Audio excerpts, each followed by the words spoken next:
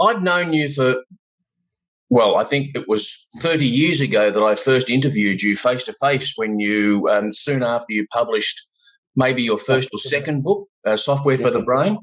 So a 30-year re-meeting, it's terrific. I love your work, and I love you, Michael, because of your humility, not fake humility. You are one of the most humble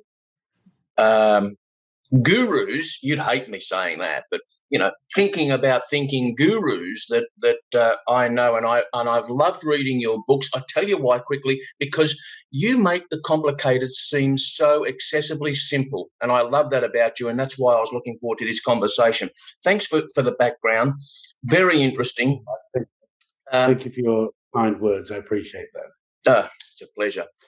So here we are, the father, although you prefer to be the grandfather of lateral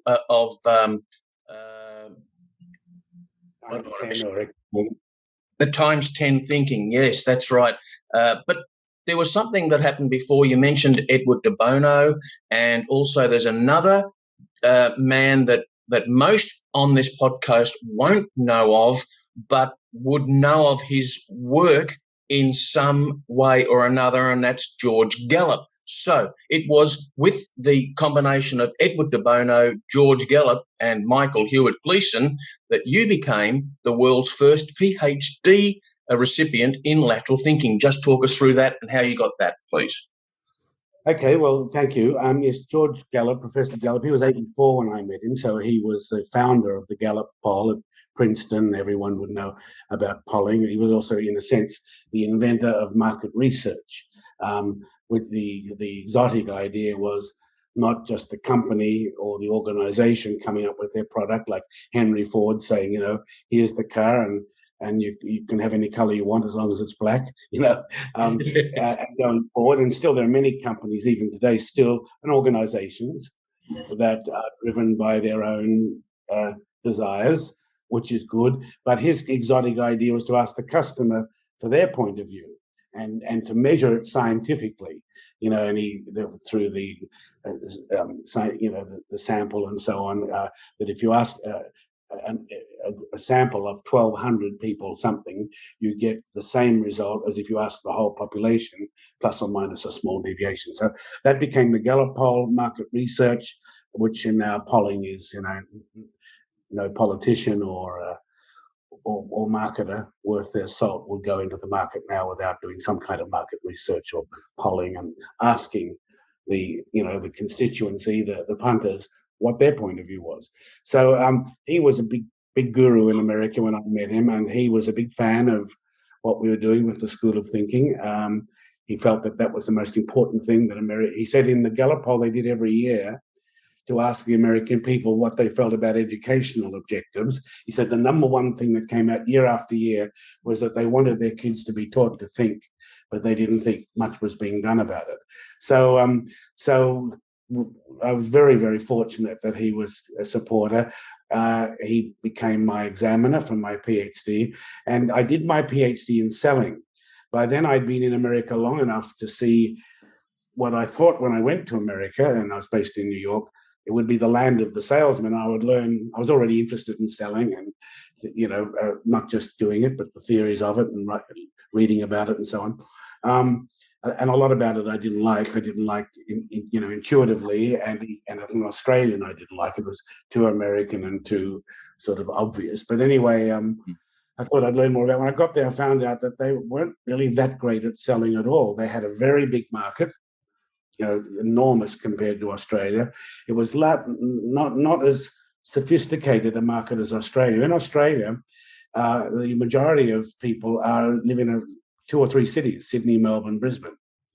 And we don't really have a middle Australia. So you've got, largely city folk constitute the market, so with their sophisticated tastes and their relative, cynicism. They tend to say no rather than yes. Where in America, New York, Chicago, LA are actually the minority in America, and the majority of the American market live in very small towns just spread out across that great vast country with relatively unsophisticated taste and rather more likely to say yes than no. Mm-hmm. So there I could see, you could go into the market with a product, not the greatest product in the world, capture a very small percentage of the market and be what we would call very successful. Whereas in Australia, it wouldn't work. You wouldn't survive.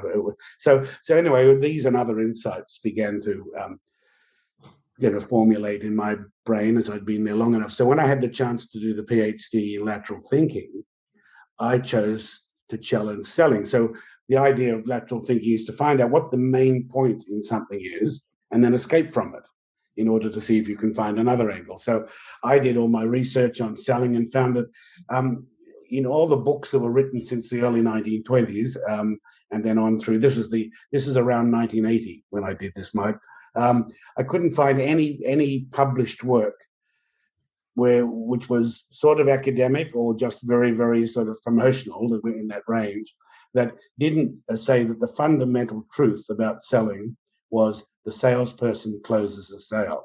Mm. There were different styles, high pressure, low pressure, this method, that method. When the customer looks up there, you look up there, all special handshakes, dress for success, all the sort of voodoo and stuff to fill the pages. Yeah. But when you look at the is the earth flat or is it round?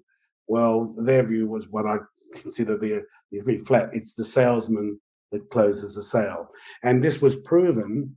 In the research many times, and I still do it when I'm working with a group.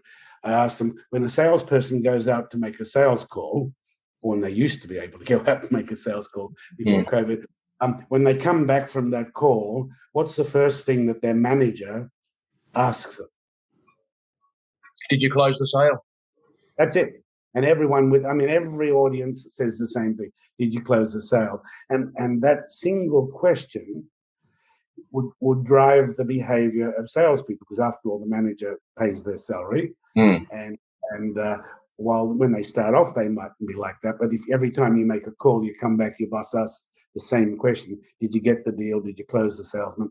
I call this dishing your salespeople. Did you sell him? Did you sell her? Then after a while, they can be forgiven for getting the impression, oh, well, my job is to close them. And then that leads to all the kind of behavior that we've seen about in movies, in Death of a Salesman, Glengarry Glen Ross, and ultimately a couple of years ago in Australia with the Haynes Royal Commission, that as late as 2 or 3 years ago looked into the sales culture of the financial institutions, the banks, the insurance companies, financial planners, and so on. And the main finding that came out of the Haynes Royal Commission was that the sales culture was toxic and anti-customer. Yeah. So that's as late as, so it's sort of disappointing that after all these years, we still haven't changed things. But anyway, all that became of interest to me. Sorry, I'm raving on a bit. And having Edward de Bono, to help me understand the lateral thinking techniques for escaping from the main idea.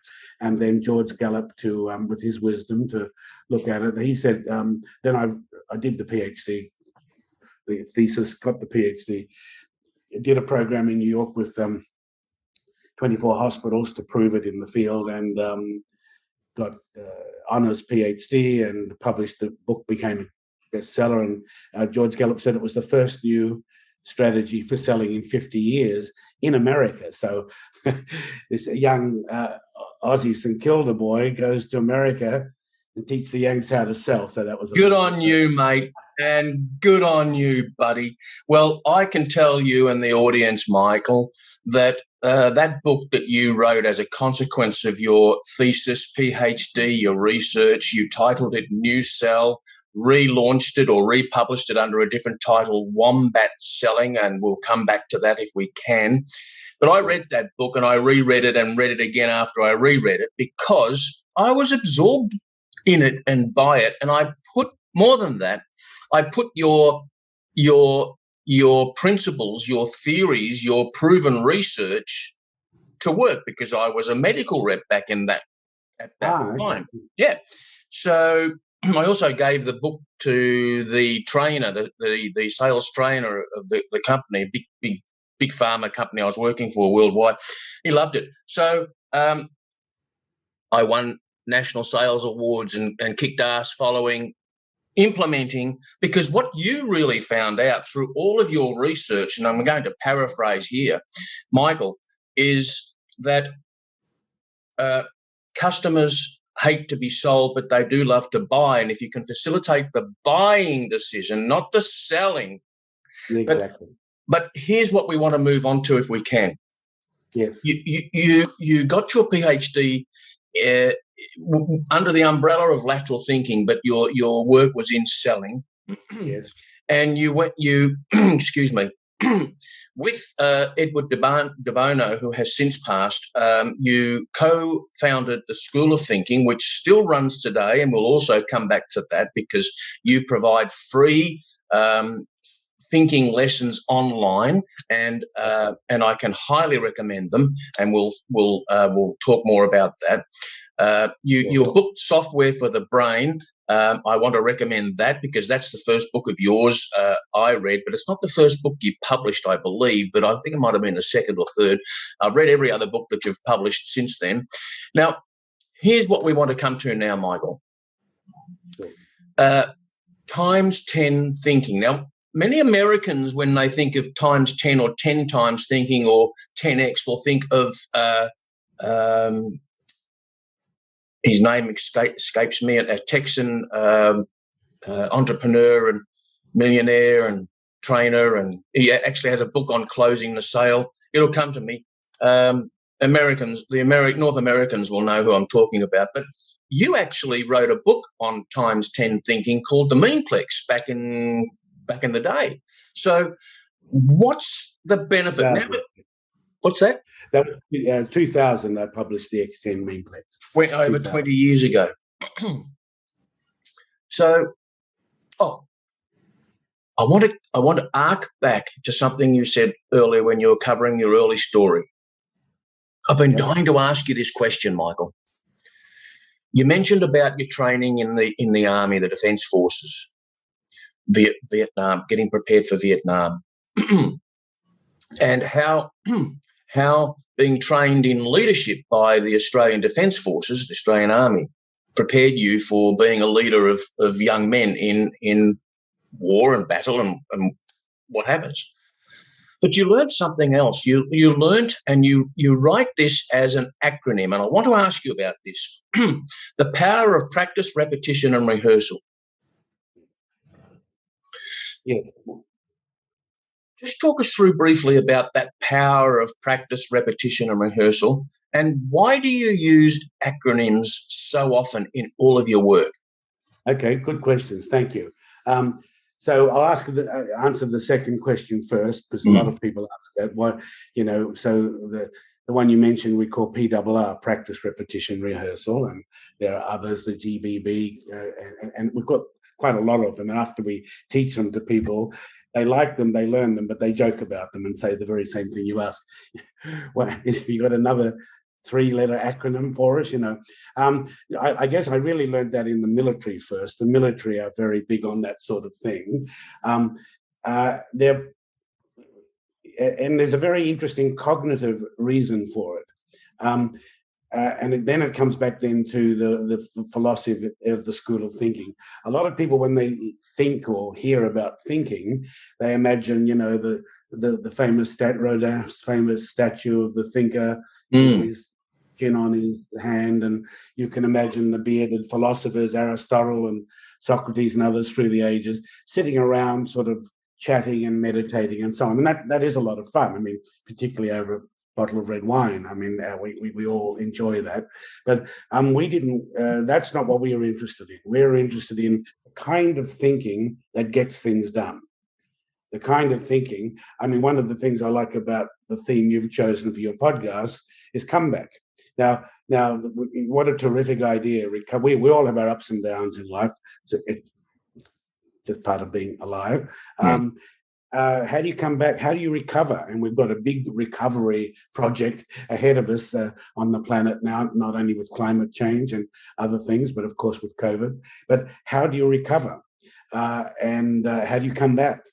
Or whether it's just on a personal, intimate scale, if you have a health challenge or a relationship a breakup, whatever, the things that happen in life. Yeah. How do you come back? And so I commend you for, really focusing in on that and offering some help there. Thank you.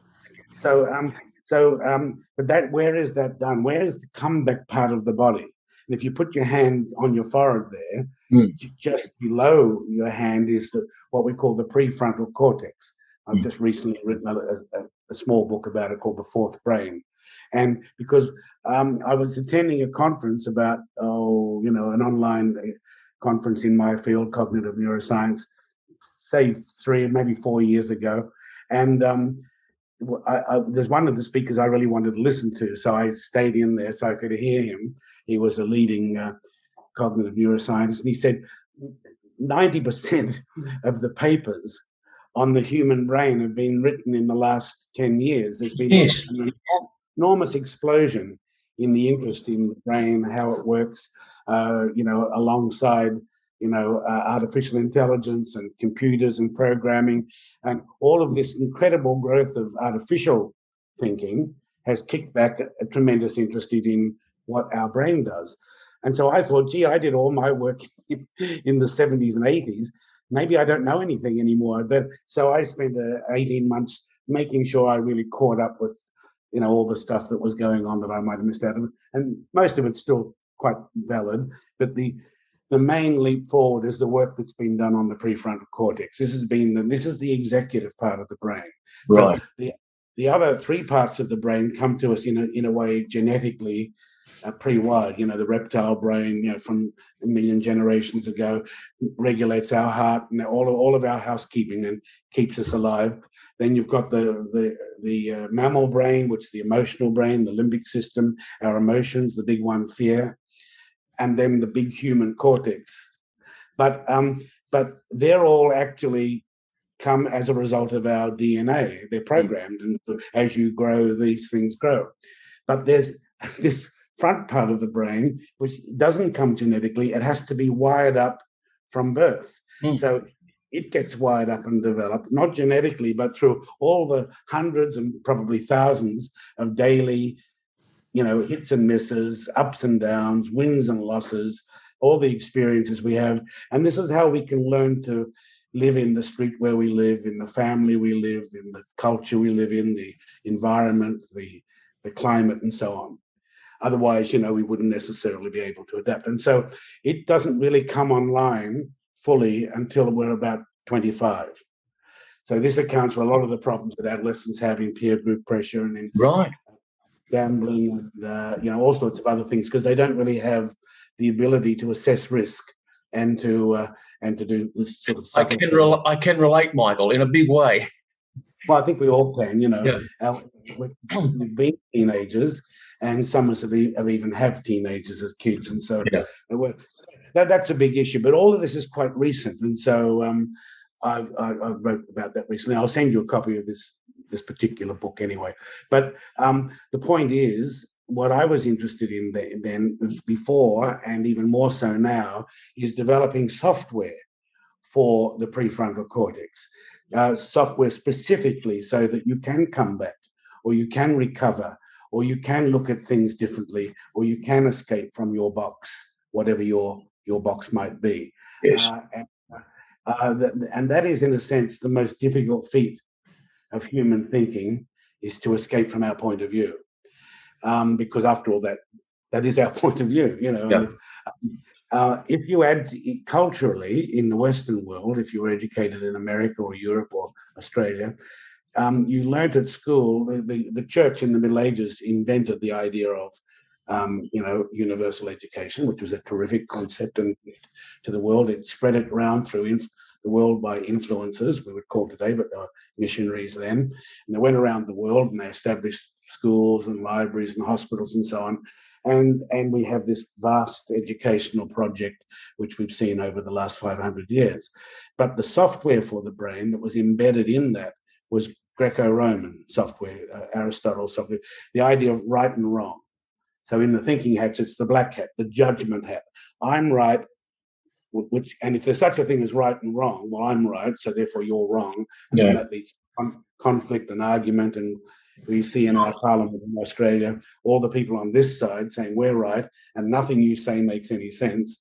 And these are adults. And on the other side of the parliament, they say, no, we're right. And so you get this constant clash of right, wrong, trying to cancel each other out and one-upmanship. And out of that is supposed to emerge a positive and a safe and a productive future. So it's not a bad software for mail sorting and label slapping. Designing a better future, it just can't get the job done. So we need more software for our brain, particularly software for our PFC, our prefrontal cortex, to enable us to escape from our point of view so we can find a much better one. And in our algorithm, we use 10 times better as the provocation. So that's where the X10 or the times 10 comes into it. So we end up with a little formula. The brain's secreting at any moment a current view of the situation. So right now, you and me and anyone watching, their brain is giving them a CVS, a current view of the situation based on their mood and their background and their wiring and the stimulus they're getting from this podcast. So you have a CVS. Now that's fine, that's great. We need a current view in order to know, just to be able to live. But then you have two strategies available to you. You can either keep your CVS, your current view of the situation, maintain it, defend it, because after all, it's right, or you can escape from it and find a better view, a 10 times better view of the situation, which is rather more difficult because it's easier to defend what you've got. Yes. Than to escape from it, leave it behind with all the risk and uncertainty that involves in order to find a better one. But when we're trying to come back from a very bad CVS that we have, depending on just what happened to us in life, then escaping from our CVS to find a BVS is a very important thing. And that's why, I think what you're doing is great. And the software we have been developing and using, and it works very well around the world, is amongst other things designed to do that. Does that make sense? Oh, absolutely. It makes more sense to me because I know, excuse me, Michael, and audience watching and listening, I've got to take a drink. I do apologise. Michael, it does make perfect sense to me. However, you're preaching to the converted with me.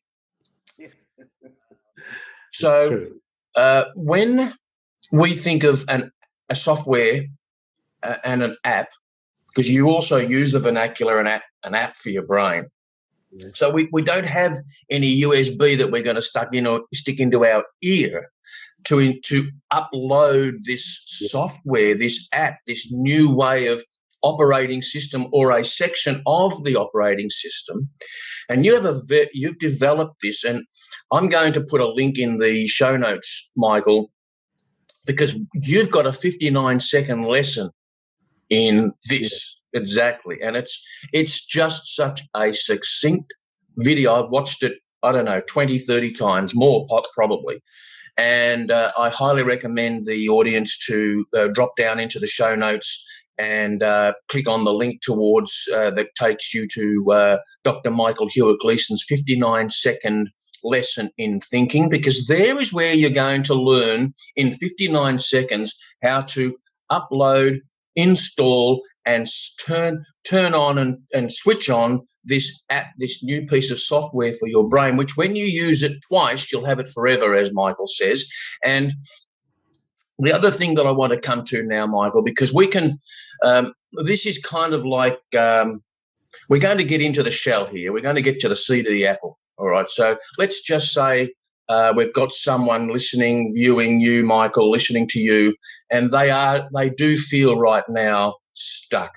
And let's face it. Hey, let me tell you, only a few weeks ago, I dipped into that kind of thinking. I really did. I got sucked into the bullshit that is in media at the moment and all around us at different levels to do with what's going on. And I found myself, my thinking, going quite negative, and I had to pull myself out of it. And I did. This is what actually inspired me to reach out to you again, because I reused the CVS to BVS app software, and it's pulled me. It works. It has pulled me back out of the mire. It really has pulled me out of the mire. And so, Michael, there's something that right now I think would be a good time to also where does our audience go to get access to your teachings, your information, your books? Where would you like them to go online? Well, fine. The school is the best place to visit, the School of Thinking, and you could just do School of Thinking, or the actual URL is schoolofthinking.org. So schoolofthinking.org, and that takes you to the school, and very you can wander around and have a look around and explore it for yourself through the various links. But and there's a couple of videos up front which explain very succinctly what the problem is and what the solution that the school offers is. And then if you wish, you can sign up for.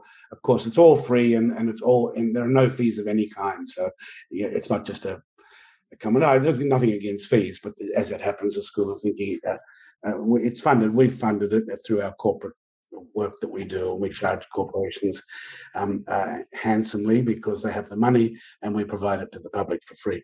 And then the basic course is a 2-week course, 10 lessons. You get by email, you register with your name and email, and you get a lesson every day with one question in each lesson, and then you can think about that. And also you can see the answers of other people who are taking the course and receive, in a sense, instruction from the other students as well.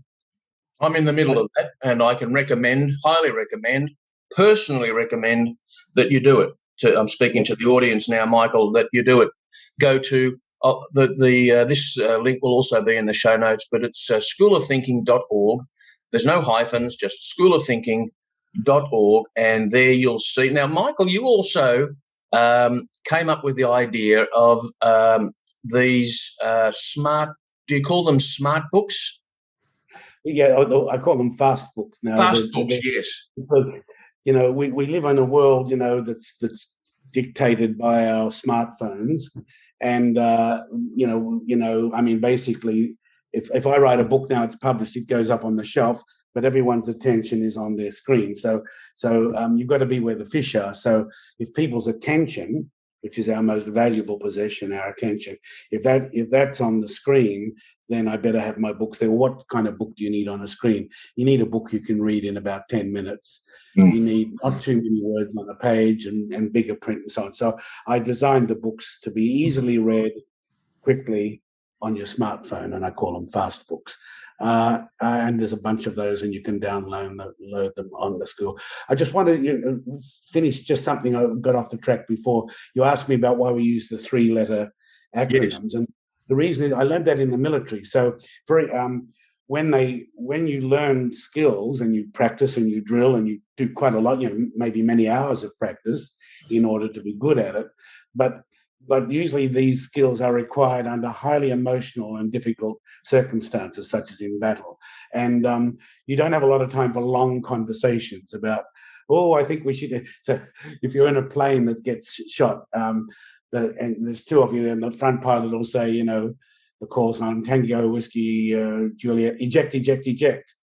Now, you can't say, are you sure? Or what do I do now? Because it's too late. He will go, and the explosion from his seat will kill you. So you've got to go first quickly so that he can go. So there's no time really to stop and think.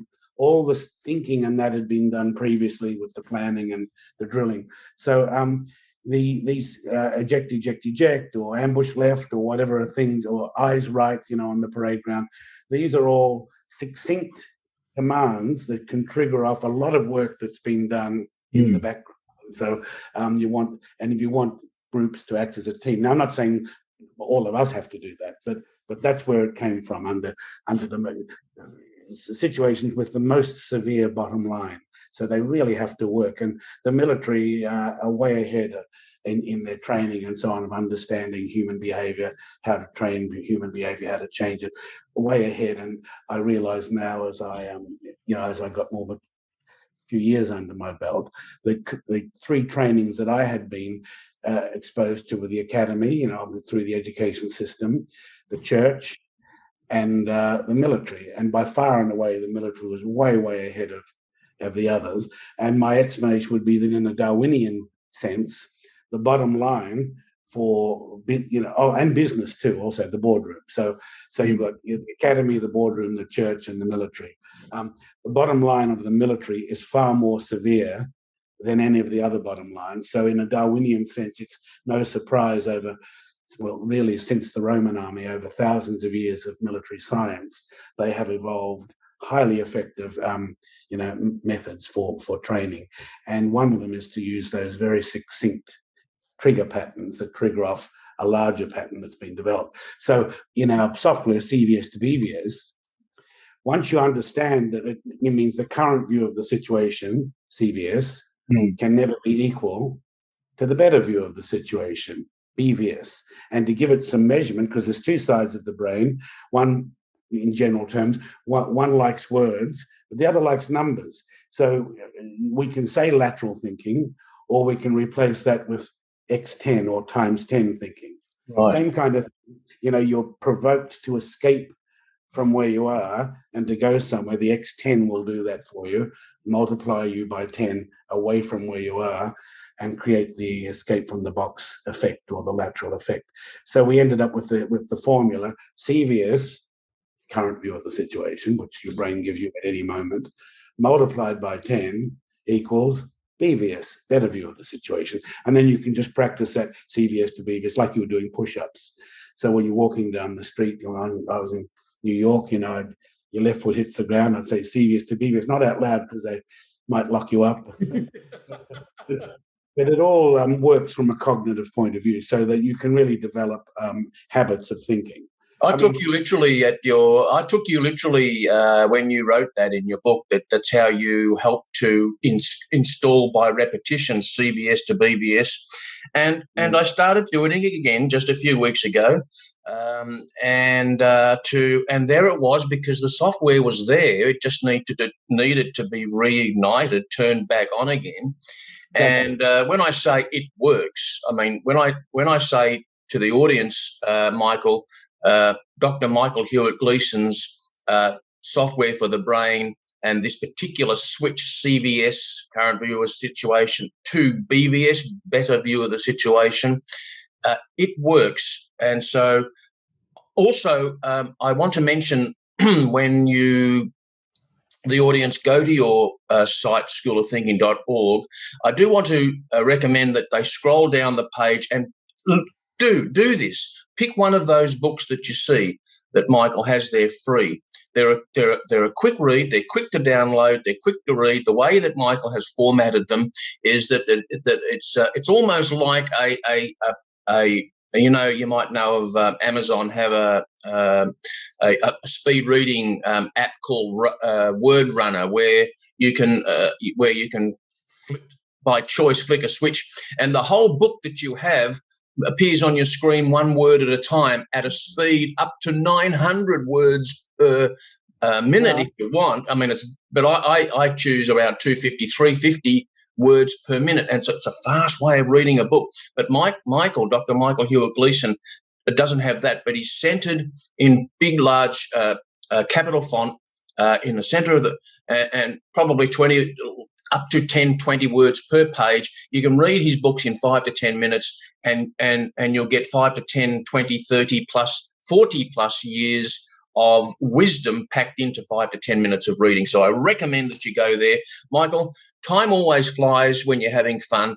And I could do this, for another hour or two with you, because there's so much to talk about: your books, your theories, your the apps that you've created, the people you've worked with.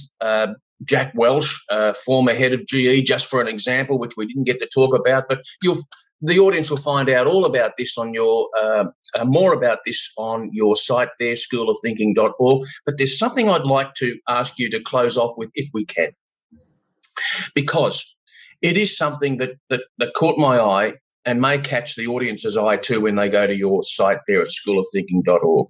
And I'll quote you: human intelligence is now being seriously threatened by artificial intelligence. We may need the idea of thinking instructors more and more than ever before. Can we close off with your explanation of what you mean there?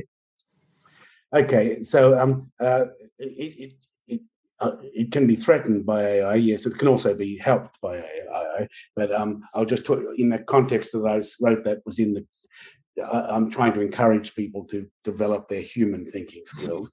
I would say by the end of this decade, we're already well and truly on the way, and no one can actually predict the future.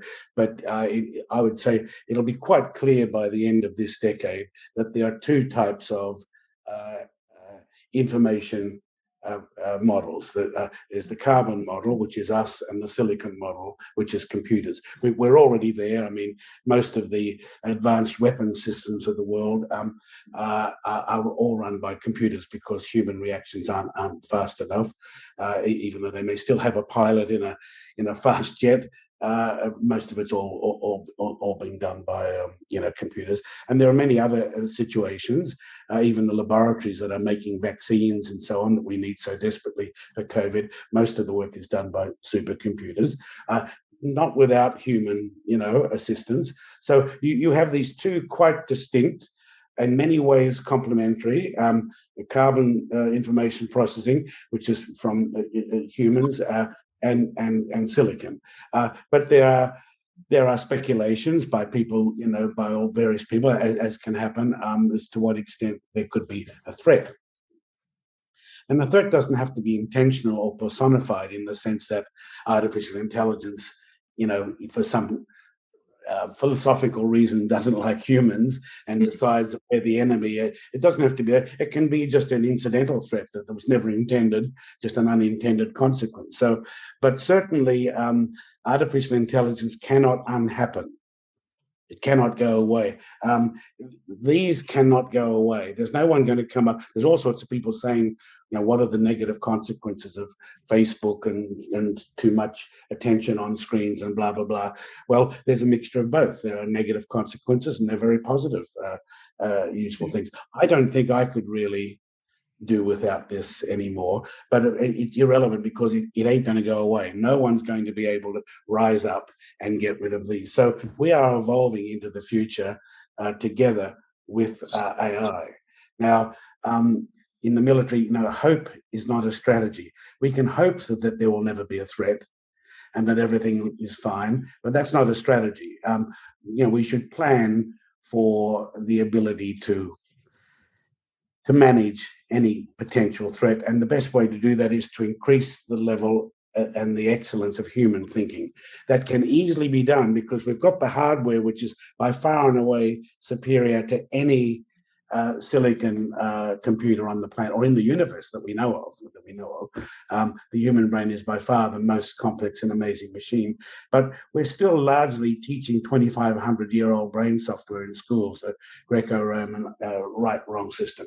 Get the right answer and don't make any mistakes. Not bad, but by itself, nowhere near enough. So in order to offer a solution to what I be the biggest problem in the world, which is human thinking. The solution is to improve human thinking, and we can have developed and can use and have used software for, in today's metaphor, software for the brain. It's there, it can be taught. We understand enough about the brain to know what it's good at and what it's not good at, and so we can design compensatory software like CBS to BBS and other things, and they can be taught even in 59 seconds. So that's the attention that I want to draw to the idea of improving our thinking skills. Wonderful, Michael. Well, thank you very much, Dr. Michael Hewitt-Gleeson, the world's first holder of a Ph.D. in lateral thinking, and a brainy guy who uses his brain to think about thinking, but comes across as the bloke next door. That's why I love Michael. So thanks again, Michael, for being on the show. And to you, the audience, please do this. Now, I'm going to give you an instruction here. Do what I say. Do what I suggest. Go to the show notes and click on the link to take you to Michael's site and get one of those books. check it out and sign up for the free mini course in thinking about thinking and get that software for the brain loaded in and get it, because it could take you you'll read Michael say, it could take you 20 years or more to get started. But once you're started, you're off and running and off to the races.